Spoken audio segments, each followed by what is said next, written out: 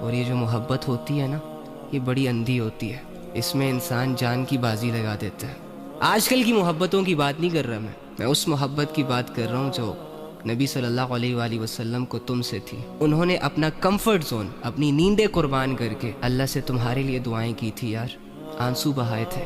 Imagine کرو، جس چہرے سے چاند بھی شرما جائے، اس چہرے پر اللہ کے سامنے تمہارے لیے آنسو آئے تھے۔ وہ ہاتھ کہ جب اللہ کے سامنے اٹھتے ہیں تو اللہ کا عرش کانپ جاتا ہے۔ نبی صلی اللہ علیہ وآلہ وسلم نے وہی ہاتھ اٹھا کر تمہارے لیے دعائیں کی تھی کہ یا رب میری امت کو آخرت کے عذاب سے بچا۔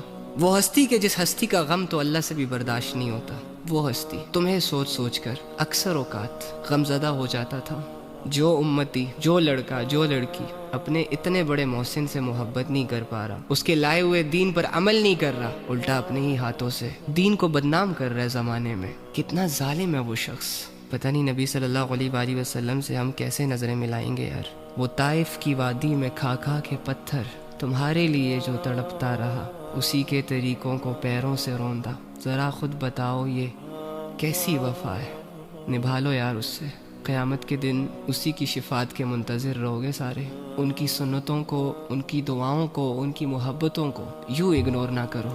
نبی صلی اللہ علیہ وآلہ وسلم کی حدیثیں مجھے اور آپ کو چیخ چیخ کر اللہ کی طرف بلا رہی ہیں۔ ابو جہل کی طرح، بڑے بڑے مشرکوں کی طرح مت ٹھکراؤ نبی صلی اللہ علیہ وآلہ وسلم کی اس دعوت کو کہ جو انہوں نے گھر گھر، گلی گلی لوگوں سے مل مل کر لوگوں کو پیغام پہنچا کر دی۔ قولوا لا الہ الا اللہ تفلحوا، کہ لا الہ الا اللہ پڑھ لو، کلمے والی زندگی اختیار کر لو، اللہ کو مان لو، اللہ کی مان لو، کامیاب ہو جاؤ گے۔ بہت سارے لوگوں نے ٹھکرا دیا، بہت سارے لوگوں نے کلمے والی زندگی کو مشکل کہا، اللہ کی عبادت کو مشکل کہا، اور ساری عمر گناہوں میں اپنی زندگی گزار دی، شرک میں اپنی زندگی گزار دی، اندھیروں میں اپنی زندگی گزار دی، مر گئے۔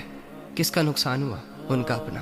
اور دوسری جانب بہت سارے لوگوں نے نبی صلی اللہ علیہ وآلہ وسلم کی اس بات پر لبیک کہا، چھوڑ دیے تمام گناہ، چھوڑ دیے برے کام، برے لوگوں کو، برے انوائرمنٹ کو، اور ساری چیزیں چھوڑ چھاڑ کر اپنے اللہ کو دل سے اپنا رب مان لیا اور اپنی زندگیاں اللہ کے حوالے کر دی، صبر کیا، شکر کیا، قربانیاں دی، ایٹ دی اینڈ چلے گئے اپنے رب کے پاس، اور ان کے اس فیصلے نے انہیں کامیاب کر دیا۔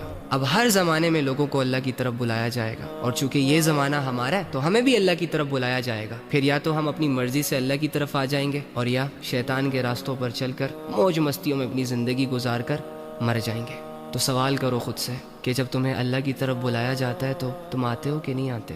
تمہارے لیے بھی دنیا ویسے ہی امپورٹنٹ بن جاتی ہے جیسے کہ ان کے لیے تھی، یا اللہ کو امپورٹنس دیتے ہو؟ یہ نہ ہو کہ زندگی ہاتھ سے نکل جائے اور پھر افسوس کرتے پھریں کہ کاش ہم یہ کرتے، کاش ہم وہ کرتے۔ آج کے دن کو ضائع نہ کرو۔ اگر اللہ کو مانتے ہو تو پھر اللہ کی مانو یار، خود کو دھوکے نہ دو۔ وقت ہمیشہ تمہارا ساتھ نہیں دے گا،